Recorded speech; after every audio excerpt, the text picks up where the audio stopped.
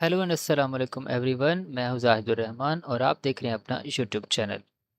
ये स्टूडेंट्स, मैं आप सबको physics math with Zahidur Rahman channel पे खुशामदीद कहता हूं। और आप सब जानते हैं कि हम second year physics chapter number 14 का फेज़ वाला आर्टिकल स्टडी कर रहे थे। जो स्टूडेंट्स आज इस लेक्चर को पहली दफ़ा देख रहे हैं, उन्हें बताता चलूँ कि इस आर्टिकल को समझने के लिए ज़रूरी होगा कि इस लेक्चर नंबर 6 का पार्ट 1 आप पहले वॉच कीजिए। पार्ट 1 के अंदर हमने इस फेज़ को पढ़ लिया था और ये जो स्लाइड इस वक्त आपके सामने है, इस स्लाइड को हमने पढ़ा ये सारी चीज़ें। फिर इस तरह फेज़ डिफरेंस, इनिशियल और फाइनल फेज़, और फिर कुछ सिनेरियोज़ भी हमने डिस्कस किए थे। और फिर हमने केस 1 इनिशियल फेज़ 0 डिग्री लेते हुए ये 5 डिफरेंट केसेस पढ़ते हुए एक वेव ड्रा की थी, यानी कि ग्राफ ड्रा किया था। आज इसी में हम इसका सेकंड केस पढ़ेंगे, तो इसलिए इसको बेहतरीन तरीके से आसानी से समझने के लिए ज़रूरी है कि आप इस लेक्चर का पार्ट 1 पहले देख लें, उसके बाद आइए इस सेकंड पार्ट के ऊपर। तो चलिए हम स्टार्ट करते हैं केस नंबर 2 से। केस नंबर 2 क्या है जी? तो आपके लिए यहाँ पे हेडिंग दे देता हूँ मैं कि केस 2 होगा कि हमारा जो अब इनिशियल फेज़ है वो कितना होगा जी? 90 डिग्री होगा। तो केस 1,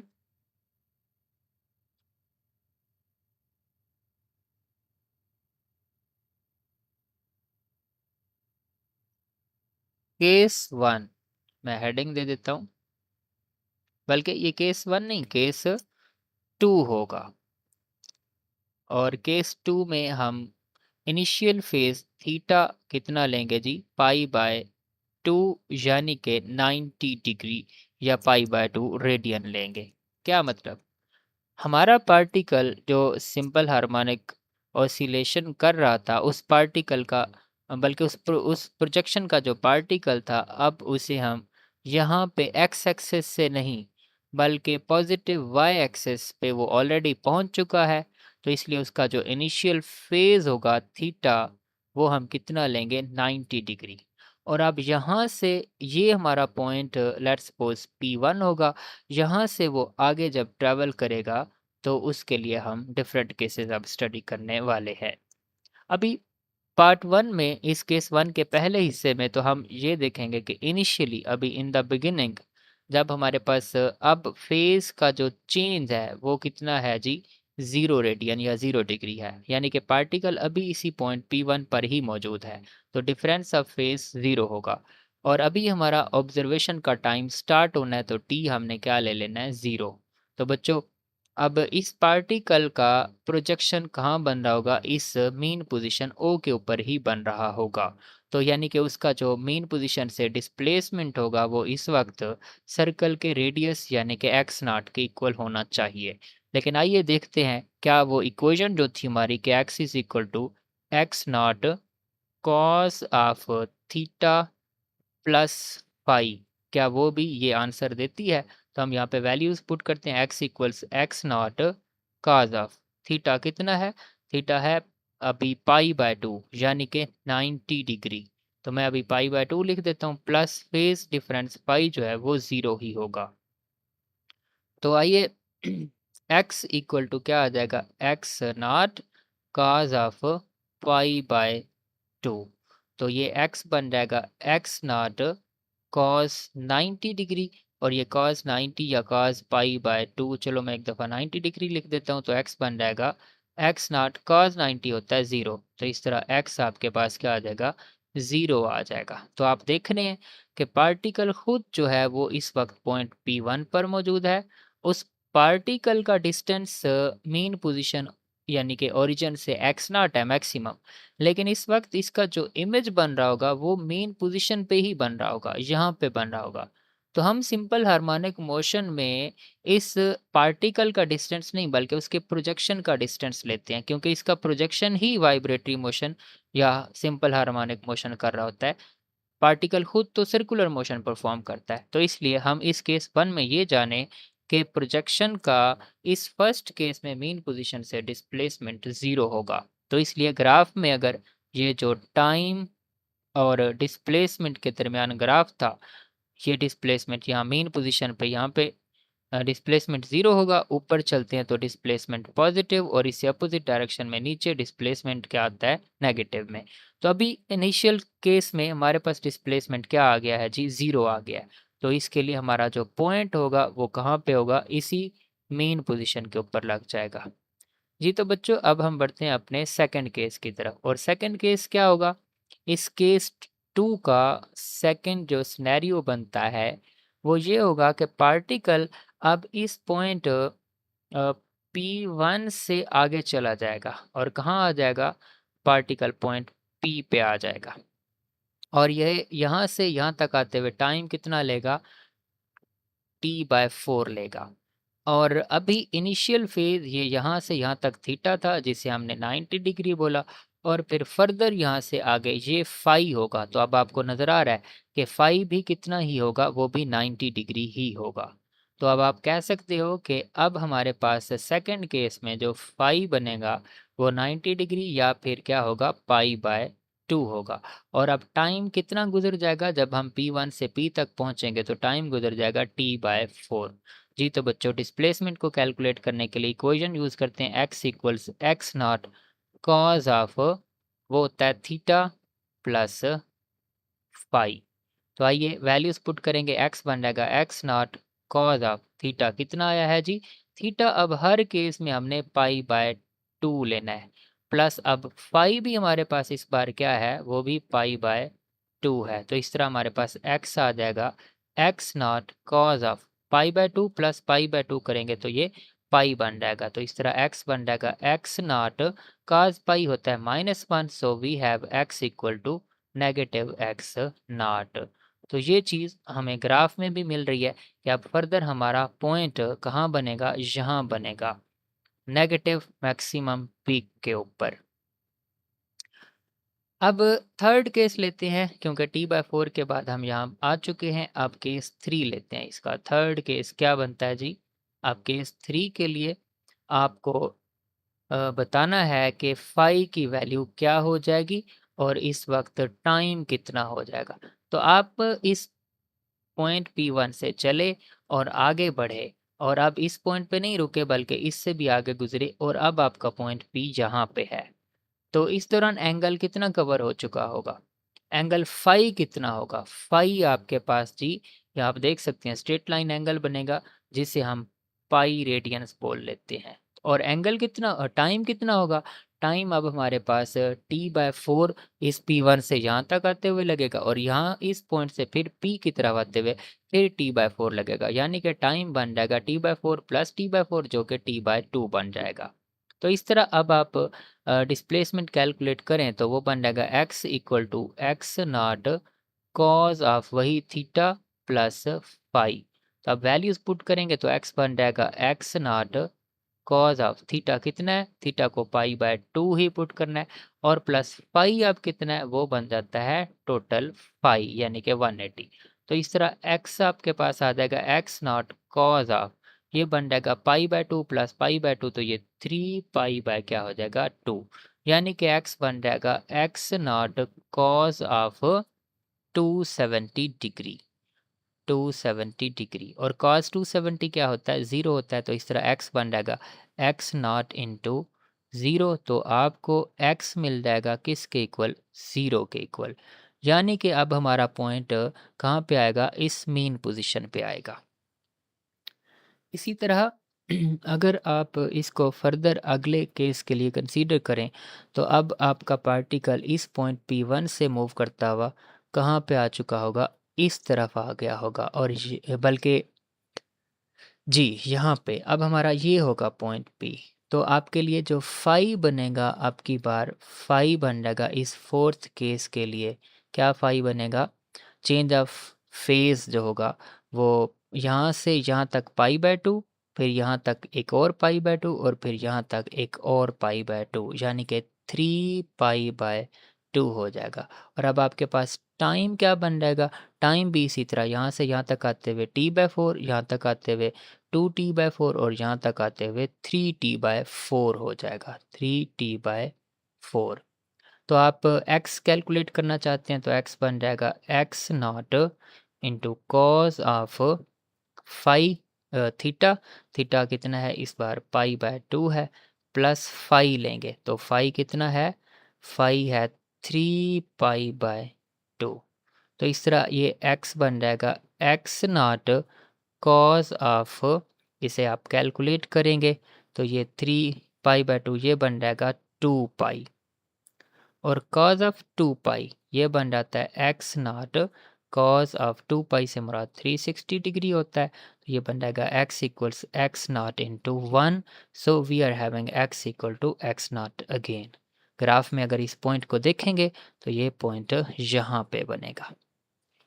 इसी तरह आप इस फिफ्थ केस के लिए अपनी कैलकुलेशन परफॉर्म करें तो अब की बार आप फेज़ डिफरेंस फाई कितना लेंगे, वो हो जाएगा 2π, क्योंकि आपने जहाँ से स्टार्ट किया होगा ये P1 है, यहाँ से स्टार्ट करते हुए यहाँ पे आए, फिर रुके नहीं, यहाँ से आगे बढ़े यहाँ तक, फिर नहीं रुके, यहाँ पे आए, फिर भी नहीं रुके और वापस आ गए यहाँ पे। तो P1 और पॉइंट P अब एक ही जगह पे आ जाते हैं।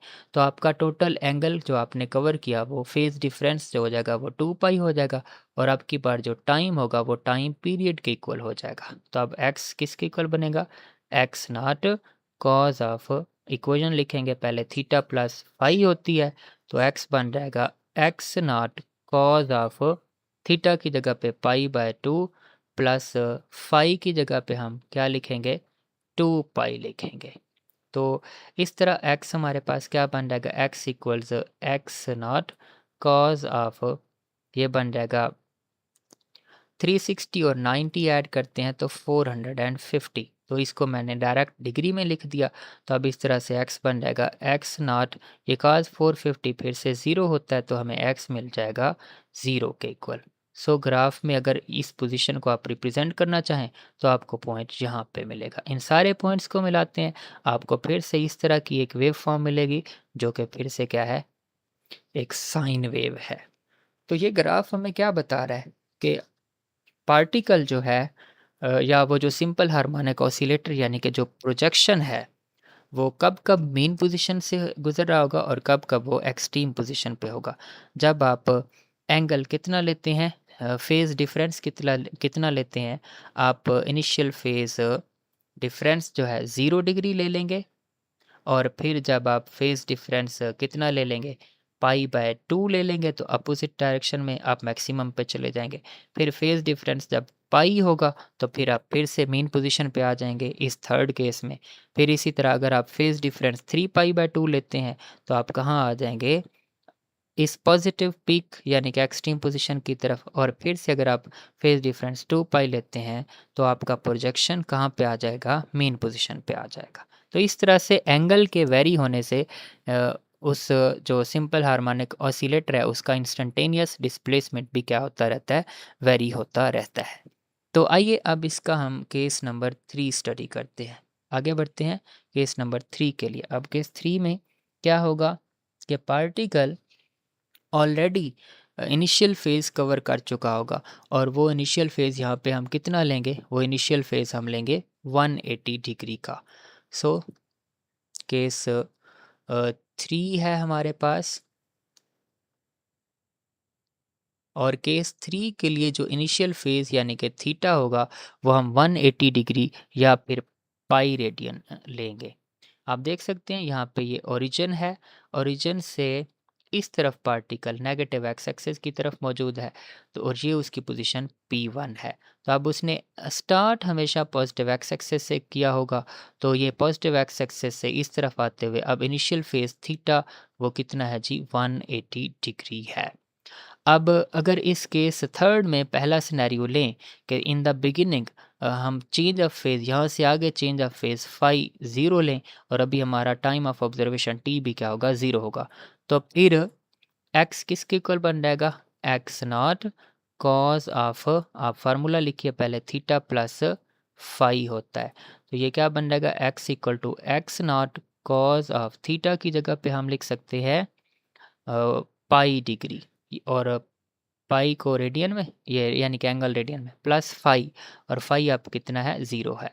सो x is equal to x not cos pi हो जाएगा, और आपको पता है x will be equal to x not cos pi -1 होता है, तो एक्स बन जाएगा नेगेटिव एक्स नॉट।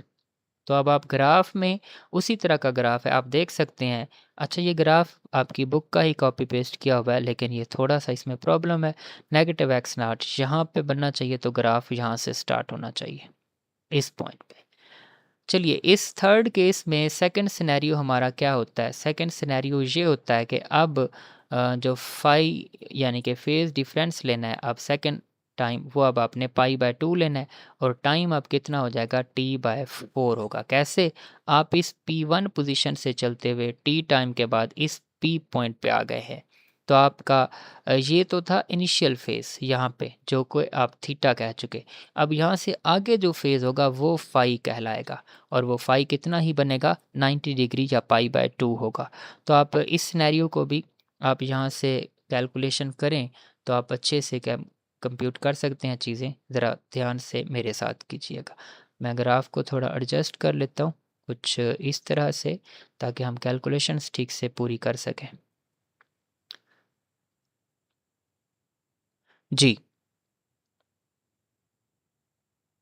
तो हम जानते हैं अब x ये किसके इक्वल होता है? x not cos of theta plus phi होता है। तो x will be equal to x not cos of theta कितना है जी?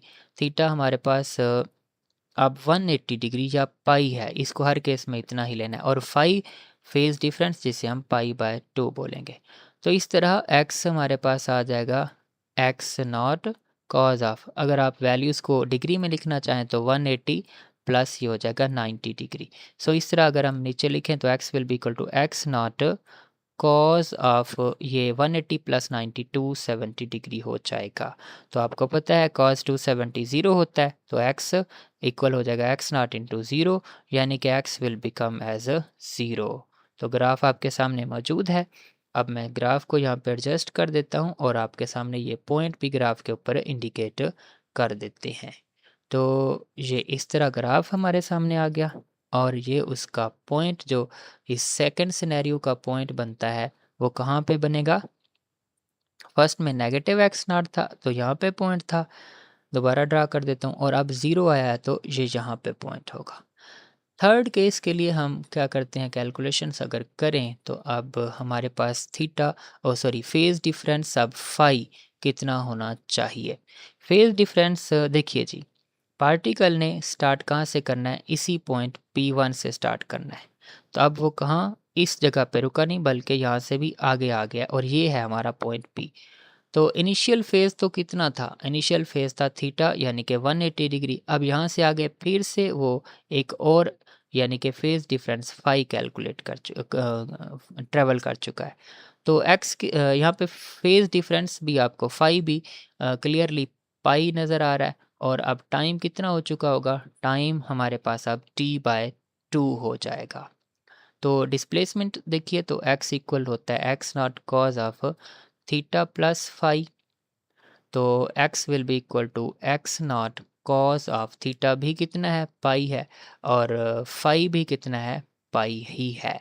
तो x will be equal to x not cos of ये 2 पाई बन जाएगा और कॉस 2 पाई कितना होता है? वो 1 होता है। तो ये बन जाएगा x नॉट इंटू कॉस 2 पाई यानी कि कॉस 360 तो वो 1 होता है। तो x बन जाएगा हमारे पास x नॉट के इक्वल। तो अगर अब हम ये पॉइंट ग्राफ में दिखाना चाहें तो ग्राफ पे ये पॉइंट यहाँ पे बनेगा। फर्दर आगे थर्ड यानी कि फोर्थ केस के लिए, इस फोर्थ सिनेरियो के लिए अगर हम वैल्यूज़ देखें तो ये जो फाई है इसकी क्या वैल्यू बनेगी? अब हमारा पार्टिकल जो है इस पॉइंट P1 से ट्रैवल हुआ था, स्टार्ट किया था, उसने यहाँ तक पहुँचा, फिर यहाँ से यहाँ था आया और फिर उसके बाद अब यहाँ आ जाएगा। इनिशियल फ़ेज़ तो उसने एक्स एक्सिस से स्टार्ट करते हुए कितना कवर कर लिया था? 180 डिग्री यानी कि पाई। और अब चेंज ऑफ फ़ेज़ कितना होगा? चेंज ऑफ फ़ेज़ अब हमने P1 से कैलकुलेट करना है। P1 से यहाँ तक पाई/2, यहाँ तक फिर ये कितना हो जाएगा 2 पाई/2 और यहाँ तक आते हुए कितना हो जाएगा 3 पाई/2 हो जाएगा। हाँ जी, तो ये फ़ेज़ यानी कि फ़ेज़ डिफ़रेंस यानी कि फ़ाई की वैल्यू यहाँ पे 3 पाई/2 होनी चाहिए। टाइम की वैल्यू क्या हो जाएगी? टाइम की वैल्यू यहाँ से यहाँ तक t/4, यहाँ तक आते हुए 2t/4 और यहाँ तक आते हुए 3t/4 हो जाएगा, 3t/4। जी, तो x is equal to x not cos of theta plus phi वही इक्वेशन। अब वैल्यूज लिखेंगे तो x equal x not cos of theta. जी, तो बच्चों थीटा हम कितना ले रहे हैं इस केस में, पाई ले रहे हैं, और प्लस फाई इस दफ़ा कितना आया हुआ है, इस दफ़ा फाई आया हुआ है 3 पाई/2। यहाँ से ये 3 फिर सॉफ्टवेयर की वजह से ये मिट गया है, तो मैंने 3 दोबारा लिख दिया। तो अब इसे हम कैलकुलेट करते हैं, नीचे यहाँ पे x इक्वल्स क्या हो जाएगा, एक्स नॉट कॉज ऑफ, तो ये बन जाएगा 5 पाई/2। 5 पाई/2, 3 पाई/2 प्लस पाई करेंगे तो ये बन जाएगा 5 पाई/2। तो ये x बन जाएगा एक्स नॉट कॉज ऑफ, ये 5 पाई/2 क्या होता है, ये बनता है 450 रेडियन। तो cos 450 कितना बनता है जी, cos 450 फिर से 0 होता है, तो x बन जाएगा एक्स नॉट इंटू 0, तो आपको x क्या मिल जाएगा, 0 के इक्वल मिल जाएगा। ग्राफ के अंदर अगर पॉइंट ड्रॉ करना चाहें, हाँ जी, यहाँ पे पॉइंट हमने ड्रॉ कर दिया था, वो जो कि मिट गया, सॉफ्टवेयर की वजह से होता है ये कभी-कभी। तो अब हमारा मौजूदा पॉइंट यहाँ पे आ गया 3t/4 वाला, तो वो भी मैंने ड्रॉ कर दिया। अब लास्ट सिनेरियो लेते हैं, फिफ्थ। यहाँ पे हम फेज़ डिफरेंस फाई और टाइम की वैल्यू पहले बता देंगे। फेज़ डिफरेंस कितना होगा, आप चूँकि चक्कर मुकम्मल हो जाएगा तो फेज़ डिफरेंस हो जाएगा 2 पाई, और टाइम पीरियड भी क्या हो जाएगा, कैपिटल टी। और एक्स बन जाएगा x not cos of theta plus phi, यानी कि एक्स हो जाएगा x not cos of theta भी, इनिशियल फेज़ भी फाई था, अ, तो उसकी जगह पे फाई वैसे लिख दिया, प्लस सॉरी वो पाई था तो पाई लिख दिया, और प्लस फाई फेज़ डिफरेंस ये 2 पाई आया हुआ है। तो इस तरह एक्स बन जाएगा एक्स नॉट कॉज ऑफ 3 पाई हो जाएगा। सो तो एक्स हमारे पास क्या बन जाएगा, एक्स नॉट ये कॉज ऑफ 3 पाई जो होता है वो -1 बनेगा। तो इस तरह x will be equal to negative x not. तो हम अब इस चीज़ को अगर शो करवाएं ग्राफ के ऊपर, तो पॉइंट हमारा यहाँ मिलेगा। तो इन सारे पॉइंट्स को एक दफ़ा फिर से मिलाएंगे तो उसी तरह साइन वेव का एक पार्ट मिलेगा। सो हमने इस फेज़ एंगल को इन डिटेल डिफाइन भी किया, उसे समझा भी, फेज़ डिफरेंस क्या होता है, इनिशियल या फाइनल फेज़ क्या होता है ये भी देखा, और इस फेज़ के लिए 3 डिफरेंट सिनेरियोज़ लेते हुए, और हर डिफरेंट सिनेरियो के लिए 3-3, 4-4, 5-5 डिफरेंट केसेस लेते हुए हमने सिंपल हार्मोनिक ऑसिलेटर के डिस्प्लेसमेंट को टाइम के लिहाज से वेरी होते हुए देखा, और ग्राफ के ऊपर भी हमने ड्रा किया। तो ये था हमारा आज का लेक्चर। उम्मीद करते हैं आपको समझ आया होगा। मुझे दीजिए इजाज़त अगले लेक्चर के लिए, तब तक के लिए अल्लाह हाफ़िज़।